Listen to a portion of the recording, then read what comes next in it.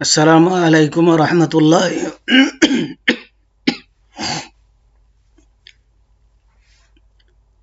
আসসালামু আলাইকুম রহমতুল্লাহ ওবরাকাতুহ।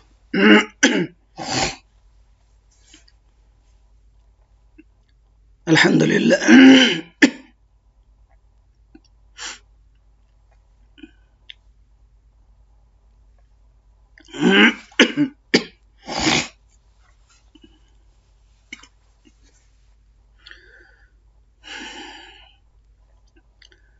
আলহামদুলিল্লাহ রবিল আলামিন ওয়াসসালাতু ওয়াসসালামু আলা আশরাফিল আম্বিয়া ওয়াল মুরসালিন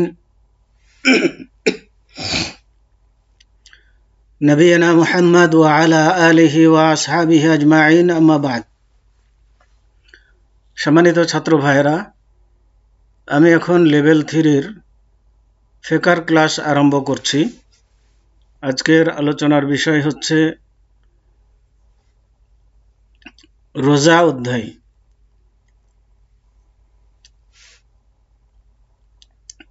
আমরা এতে জেনে নিব যে রোজা আরবিতে বলা হয় সিয়াম। সিয়ামের অর্থ কি এবং সিয়াম কখন ফরজ করা হয়েছে, সে সাথে সিয়ামের বিধান আমরা জেনে নিব। তো এবং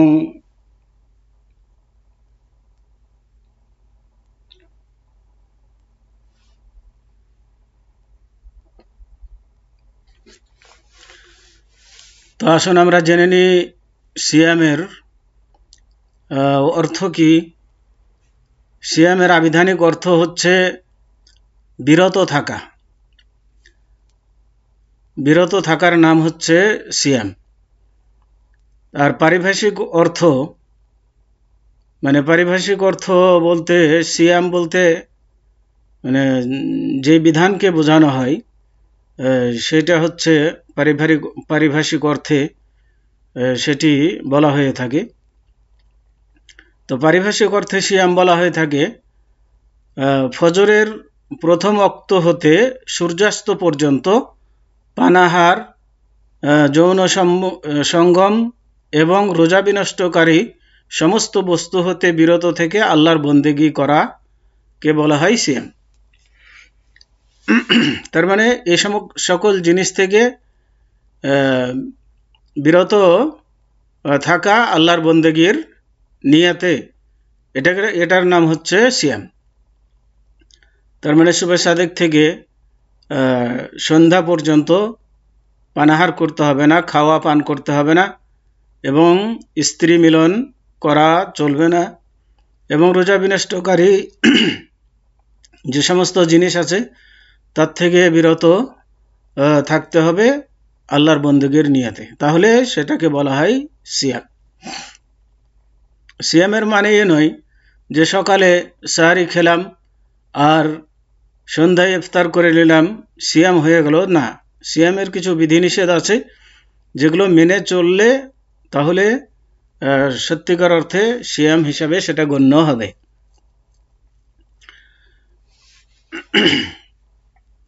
সিয়াম ফরজ হয়েছিল 2য় হিজরির শাবান মাসে। সিয়াম ফরজ করা হয়েছে। তো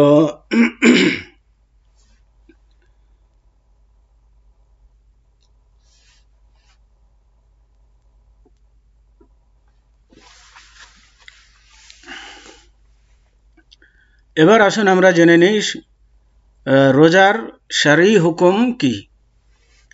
তো রোজার শরঈ হুকুম হচ্ছে রোজা হচ্ছে ফরজ, যা আল্লাহ রাব্বুল আলামিন এ সম্পর্কে বলেন যে ইয়া আইয়ুহাল্লাযীনা আমানু কুতিবা আলাইকুমুস সিয়ামু কামা কুতিবা আলাল্লাযীনা মিন ক্বাবলিকুম লাআল্লাকুম তাত্তাকুন। অর্থাৎ হে ঈমানদারগণ, তোমাদের উপরে রোজা ফরজ করা হয়েছে যেরূপ তোমাদের পূর্ববর্তীদের উপর ফরজ করা হয়েছিল, যেন তোমরা পরহেজগারি অর্জন করতে পারো। সূরা বাকারা 183 নম্বর আয়াত। তাহলে এখান থেকে আমরা বুঝতে পারলাম যে রোজার বিধান হচ্ছে ফরজ, যা আল্লাহ রাব্বুল আলামিন এই আয়াতে ঘোষণা দিলেন। এবং আল্লাহ তাবারাক ওয়া তাআলা আরো বলেন, ফামান শাহিদা মিনকুমুশ শাহরা ফালিয়াসুম, অর্থাৎ অতএব তোমাদের মধ্য থেকে যে ব্যক্তি রমজান মাসে উপস্থিত থাকবে সে যেন রোজা রাখে। তার মানে রমজান মাস কোনো ব্যক্তি পেলে সে অবশ্যই তাকে রোজা রাখতে হবে। তো এই আয়াত দ্বারাও প্রমাণিত হয় যে রোজা আমাদের উপরে ফরজ করা হয়েছে। এবং আল্লাহ রসুল সাল্লাল্লাহু আলাইহি ওয়াসাল্লাম বলেছেন, বুনিয়াল ইসলামু আলা খামসিন, শাহাদাতে আল্লা ইলাহা ইল্লাল্লাহু ওয়া আন্না মুহাম্মাদার রাসূলুল্লাহ ওয়া ইকামিস সালাতি ওয়া ইতাইজ যাকাতি ওয়াল হজ্জ ওয়া সাওমি রমাদানা। অর্থাৎ আল্লাহ রসুল সাল্লাল্লাহু আলাইহি সাল্লাম বলেন যে 5টি ভিত্তির উপরে ইসলামের বুনিয়াদ রাখা হয়েছে। তার মানে ইসলামের মূল জিনিস হচ্ছে 5টি, যেটাকে আরকানুল ইসলাম বলা হয়ে থাকে, ইসলামের মূল ভিত্তি। প্রথম হলো আল্লাহ ব্যতীত সত্য কোনো উপাস্য নেই, আর মুহাম্মদ সাল্লাল্লাহু আলাইহি ওয়াসাল্লাম আল্লাহর রসুল এ কথার সাক্ষ্য প্রদান করা। তার মানে আশহাদু আল্লা ইলাহা ইল্লাল্লাহ ওয়া আশহাদু আন্না মুহাম্মাদার রাসূলুল্লাহ এই সাক্ষ্য মুখে প্রদান করা। দ্বিতীয় হলো নামাজ কায়েম করা, অর্থাৎ 5 ওয়াক্ত নামাজ আদায় করা। তৃতীয় হলো যাকাত দেওয়া, অর্থাৎ মালের উপরে যাকাত ফরজ হলে যাকাত দেওয়া, হজ করা। আর পঞ্চম হলো রমজান মাসের রোজা রাখা। তাহলে এই হাদিসও প্রমাণ করছে যে রোজা আমাদের উপরে ফরজ করা হয়েছে, কারণ এটা ইসলামের মূল জিনিস, ইসলামের রুকন। তো সহিহ বুখারী হাদিস নম্বর 8 এবং সহিহ মুসলিম হাদিস নম্বর 21/16, তবে হাদিসের শব্দগুলি সহিহ বুখারী থেকে নেওয়া হয়েছে। রোজার কিছু উপকারিতা। রোজা রাখলে কি উপকার পাওয়া যায় তা এখন জানিয়ে দেব। সেটা হচ্ছে যে রোজার অনেক উপকার আছে, তার মধ্যে সব থেকে গুরুত্বপূর্ণ হলো ইমানি, সামাজিক ও স্বাস্থ্যগত উপকার। ইমানের উপকার হবে, সামাজিক উপকার হবে রোজার মাধ্যমে, এবং নিজের শরীরের উপকার হবে। তো 1 নম্বর, রোজা আত্মাকে পরিষ্কার করে এবং নিকৃষ্ট আচরণ থেকে পবিত্র করে। তাহলে রোজা রাখার দ্বারাতে আত্মশুদ্ধি হয় এবং নিজের আচরণ ভালো হয়। এখান থেকে সভ্যতা এবং ভালো ব্যবহার, ভালো আচরণ করতে শিখে মানুষ। 2 নম্বর, রোজা দুনিয়ার আগ্রহকে কম এবং আখেরাতের কামনা ও উৎসাহকে শক্তিশালী করে। রোজার মাধ্যমে দুনিয়ার আগ্রহ কমে আসে, মানে দুনিয়ার মাল, ধন, সম্পদ, টাকা পয়সা এগুলোর প্রতি এত আগ্রহ থাকে না, এবং পরকালের প্রতি তার আগ্রহ আরো শক্তিশালী হয় রোজার মাধ্যমে। 3, রোজা ধৈর্য ও আনুগত্যের প্রশিক্ষণ দেয়। রোজার মাধ্যমে ধৈর্য ধারণ করার ক্ষমতা আসে। 4, রোজা দরিদ্র ও অভাবগ্রস্তদের প্রতি করুণা ও সহানুভূতি বৃদ্ধি করে এবং মুসলমানদের মধ্যে ভালোবাসার বীজ বপন করে। তাহলে এগুলো উপকার হয়ে থাকে। 5, রোজা খাদ্য কম করার এবং হজমের নাড়ি ও পাকস্থলীকে আরাম দেওয়ার একটি উত্তম ব্যবস্থাপক। মানে অনেক খেতে খেতে মানুষের শরীর ক্ষতিগ্রস্ত হয় এবং হজম শক্তি মানুষের কমে আসে। তো রোজা রাখলে হজম শক্তি বাড়বে এবং মানুষের পাকস্থলী আরাম পাবে এগুলোর উপকার হয়ে থাকে। 6 রোজা তাকওয়াকে বাস্তবায়িত করার একটি উত্তম মাধ্যম, মানে তাকওয়ার শিক্ষা এখান থেকে গ্রহণ হয়, তাকওয়া অর্জন হয়ে থাকে, পরেশগারিতা অর্জন হয়ে থাকে। 7 রোজা শয়তানের পথসমূহকে সংকীর্ণ করে, রোজা শয়তানের পথকে সংকীর্ণ করে। তার মানে যে শয়তান মানুষের রগে রগে যে চলার ক্ষমতা রাখে, তো রোজার দ্বারাতে সেগুলো সংকুচিত হয়ে আসে, যার ফলে শয়তানও সেখানে সহজভাবে প্রবেশ করতে পারে না। 8 যে যুবক বিয়ে করার ক্ষমতা রাখে না তার জন্য রোজা একটি কল্যাণকর চিকিৎসা। তার মানে যার দৈহিক চাহিদা আছে কিন্তু হয়তো অর্থের কারণে সে বিয়ে করতে পারছে না, তো এমন ব্যক্তি যদি রোজা রাখে তাহলে পরে রোজার মাধ্যমে সে জেনা ব্যভিচার থেকে রক্ষা পাবে এবং তার দৈহিক চাহিদা কিছু কমে আসবে। তো এগুলো হচ্ছে রোজার উপকারিতা। এবার আসুন যে রোজার কিছু ফজিলত বা গুরুত্ব আমরা এখানে জেনে নেব।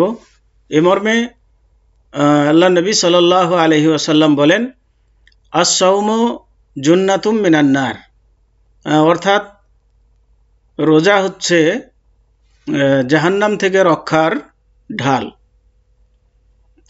তাহলে রোজা রাখলে জাহান্নাম থেকে রক্ষা পাওয়া যাবে, মুক্তি পাওয়া যাবে। হাদিসটি সহিহ বুখারী হাদিস নাম্বার ৭৪৯২ এবং সহিহ মুসলিম হাদিস নাম্বার ১৬৩/1151। তবে হাদিসের শব্দগুলি সহিহ বুখারী থেকে নেওয়া হয়েছে। এখানে হাদিসের শব্দগুলি সহিহ বুখারী থেকে নেওয়া হয়েছে, কথা বলার মানে হচ্ছে এই যে হয়তো এই হাদিসটি বুখারীতেও আছে, মুসলিম শরীফেও আছে, কিন্তু শব্দগুলো হয়তো কিছুটা শব্দের মধ্যে কিছুটা ভিন্নতা রয়েছে, যার কারণে বলা হচ্ছে হয়তো অনেকে যদি এই হাদিসটাকে মুসলিমে খোঁজ করে তো শব্দগুলো হয়তো সবগুলো হুবহু না মিলতে পারে। এই জন্য জানিয়ে দেওয়া হলো যে এই শব্দগুলো নেওয়া হয়েছে বুখারী থেকে। তার মানে এখানে যেভাবে আছে বুখারীতে সেভাবেই বর্ণিত আছে। এছাড়াও আল্লাহ রাসূল সাল্লাল্লাহু আলাইহি সাল্লাম আরো বলেন, আন আবি হুরায়রা রাদিয়াল্লাহু আনহু আনিন নবী সাল্লাল্লাহু আলাইহি ওয়াসাল্লাম قال من صام رمضان إيمانا واحتسابا غفر له ما تقدم من ذنبه ومن قام ليلة القدر إيمانا واحتسابا غفر له ما تقدم من ذنبه। অর্থাৎ আবু হুরায়রা রাদিয়াল্লাহু তাআলা আনহু থেকে বর্ণিত, তিনি নবী করিম সাল্লাল্লাহু আলাইহি ওয়াসাল্লাম থেকে বর্ণনা করেছেন, নবী করিম সাল্লাল্লাহু আলাইহি ওয়াসাল্লাম বলেছেন, যে ব্যক্তি ঈমানের সহিত এবং পুণ্য লাভের আশায় রমজান মাসে রোজা রাখবে সে ব্যক্তির অতীতের সমস্ত পাপ ক্ষমা করে দেওয়া হবে। তার মানে নেকির আশা নিয়ে যে ব্যক্তি রোজা রাখবে এবং ঈমানের সহিত, তাহলে পরে মানে দুইটি শর্ত, এটা ঈমান থাকতে হবে, মুসলমান হতে হবে এবং রোজা রাখবে নেকির উদ্দেশ্য নিয়ে। লোকে রাখছে তাই রাখছি এমনটি যেন না হয়, বরং রোজার বিনিময়ে আল্লাহর কাছে কিছু পাবো এমন আশা নিয়ে রোজা যে ব্যক্তি রাখবে তার অতীতের সমস্ত গুনাহ ক্ষমা করে দেওয়া হবে, মাফ করে দেওয়া হবে। এখানে অতীতের সমস্ত গুনাহ বলতে সাগিরা গুনাহ উদ্দেশ্য, মানে ছোট গুনাহগুলো সব মাফ করে দেওয়া হবে। এবং যে ব্যক্তি ঈমানের সহিত এবং পুণ্য লাভের আশায় রমজান মাসের পবিত্র রজনীতে অর্থাৎ লাইলাতুল কদরে বেশি বেশি নামাজ আদায় করবে সে ব্যক্তির অতীতের সমস্ত পাপ ক্ষমা করে দেওয়া হবে। তার মানে যে ব্যক্তি রমজান মাসে কিয়ামুল লাইল করবে তার মানে রাত্রি জেগে সালাত আদায় করবে, যেমন তারাবির সালাত বা তাহাজ্জুদের সালাত, এগুলো যে ব্যক্তি আদায় করবে তার অতীতের সমস্ত গুনাহ ক্ষমা করে দেওয়া হবে। এই হাদিসটি সহিহ বুখারী হাদিস নম্বর 2014 এবং সহিহ মুসলিম হাদিস নম্বর 175/760। তবে হাদিসের শব্দগুলি সহিহ বুখারী থেকে নেওয়া হয়েছে। এছাড়াও আল্লাহ রাসূল সাল্লাল্লাহু আলাইহি সাল্লাম আরো বলেন, আন আবি হুরায়রা রাদিয়াল্লাহু আনহু আন্না রাসূলুল্লাহ সাল্লাল্লাহু আলাইহি ওয়াসাল্লাম قال من قام رمضان ঈমানা ওয়া ইহতিসাবান গুফিরা লাহু মা তাকাদ্দামা মিন যামবি। অর্থাৎ আবু হুরায়রা রাদিয়াল্লাহু তাআলা আনহু থেকে বর্ণিত, তিনি বলেন, আল্লাহ রাসূল সাল্লাল্লাহু আলাইহি ওয়াসাল্লাম বলেছেন, যে ব্যক্তি ঈমানের সহিত ও সওয়াবের নিয়তে রমজানের কিয়াম তথা তারাবি বা তাহাজ্জুদ নামাজ পড়বে, তার পূর্বের গুনাহসমূহ ক্ষমা করে দেওয়া হবে। তো এগুলো হচ্ছে তার গুরুত্ব।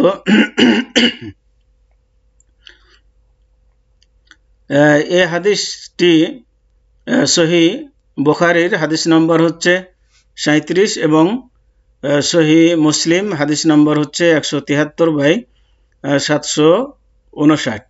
তবে হাদিসের শব্দগুলি সহিহ বুখারী থেকে নেওয়া হয়েছে। এছাড়াও আরো হাদিসের মধ্যে এসেছে তার গুরুত্ব সম্পর্কে। আন আবি হুরায়রা রাদিয়াল্লাহু আনহু ইয়াকুল ক্বালা রাসূলুল্লাহ সাল্লাল্লাহু আলাইহি ওয়াসাল্লাম ক্বালা আল্লাহু কুল্লু আমাল ইবনে আদম লাহু ইল্লা সিয়াম ফাইন্নাহু লি ওয়া আনা আজজি বিহি ওয়াস-সিয়ামু জান্নাতুন ওয়া ইযা কানা ইয়াউমু সাওমি আহাদিকুম ফালা ইয়ারফুস ওয়ালা ইয়াসখাব ফাইন সাব্বাহু আহাদুন আও কাতালাহু ফালিয়াকুল ইন্নী ইমরুউন সায়িমুন ওয়াল্লাযী নাফসু মুহাম্মাদিন বিয়াদিহি লাখালুফু ফামিস সায়িমি আতয়াবু ইনদাল্লাহি মির রিহিল মিসকি লিস-সায়িমি ফারহাতানি ইয়াফরাহুহুমা ইযা আফতারা ফারিহা ওয়া ইযা লাকিয়া রাব্বাহু ফারিহা বিসাওমিহি।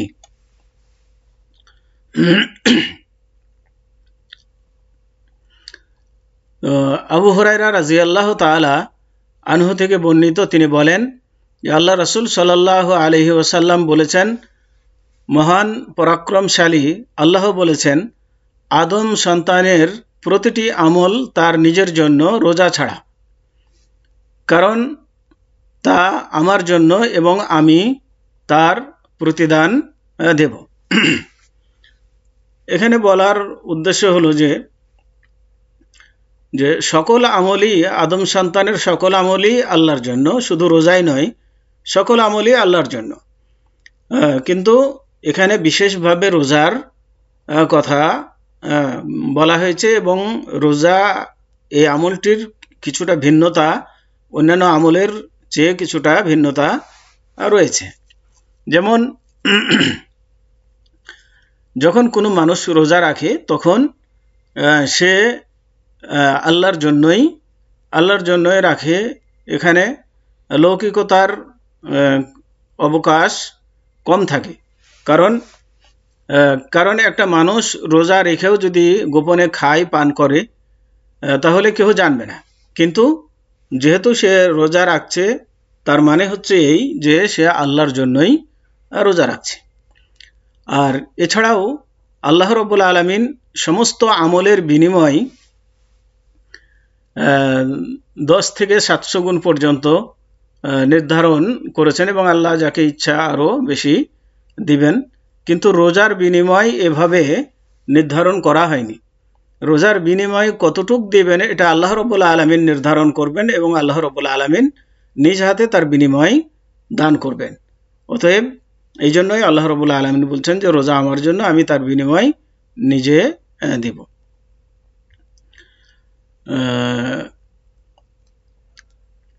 আর রোজা ঢাল স্বরূপ, তার মানে রোজা রাখলে পরে জাহান্নাম থেকে সে রক্ষা পাবে, জাহান্নাম থেকে রোজা তাকে ঢাল হিসেবে, রক্ষার জন্য ঢাল হিসেবে কাজ করবে। কাজেই তোমাদের কেউ যখন রোজা রাখে সেদিন যেন সে অশ্লীল কাজ না করে, মানে খারাপ রোজা রেখে যেন কোনো খারাপ কাজে লিপ্ত না হয়, তারপরে শোরগোল না করে, মানে চেঁচামেচি হট্টগোল এগুলো যেন না করে। এগুলো রোজাদারদের জন্য কি নয়, সমীচীন নয়, মানে রোজার সাথে এগুলো মানায় না, অতএব এগুলো থেকে বিরত থাকবে। যদি কেউ তাকে গালি দেয় বা তার সাথে ঝগড়া করে তাহলে তার বলা উচিত আমি রোজাদার ব্যক্তি। মানে কেউ যদি তাকে নিজে থেকে গালি দিচ্ছে বা তার সাথে ঝগড়ায় লিপ্ত হচ্ছে, তাহলে রোজাদার বলে দিবে যে আমি রোজাদার, আমি তোমার সাথে ঝগড়া করতে প্রস্তুত নই, তোমার সাথে ঝগড়া করতে চাই না, বা সেখান থেকে কেটে পড়বে, ঝগড়ায় লিপ্ত হবে না, এই কাজটি সে করবে। যার হাতে মুহাম্মদ সাল্লাল্লাহু আলাইহি ওয়াসাল্লামের প্রাণ আছে তার কসম, তার মানে আল্লাহর কসম করে বলছেন যে রোজাদারের মুখের গন্ধ কিয়ামত দিবসে আল্লাহর কাছে মিশকের চাইতেও সুগন্ধিযুক্ত। মানে রোজাদারের মুখের গন্ধ না পান করে থাকার কারণে মুখে যে গন্ধ আসে, এই গন্ধটিও আল্লাহ রাব্বুল আলামিনের কাছে মিশকে আম্বরের চেয়েও অধিক প্রিয় এবং সুগন্ধিযুক্ত হবে। রোজাদারের দুটি আনন্দ, যারা রোজা রাখে তাদের জন্য দুইটি আনন্দ রয়েছে যা সে লাভ করবে। একটি হচ্ছে সে ইফতারের সময় খুশি হয়, তার মানে ইফতার করে সে আনন্দিত হয়। তার মানে তার খুশিটা কিসের? ইফতার করার সময় তার খুশি হলো যে আল্লাহ রাব্বুল আলামিনের একটি বিধান সে পূর্ণ করতে সক্ষম হয়েছে ইফতারের মাধ্যমে, এটা হচ্ছে তার খুশি।